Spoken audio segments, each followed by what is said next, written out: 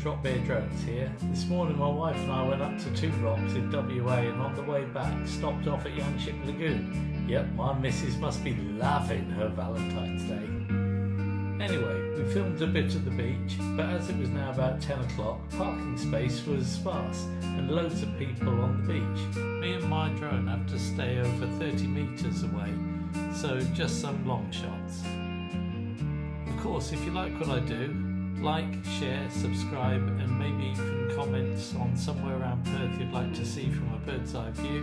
And if you really want to support me, feel free to buy me a coffee.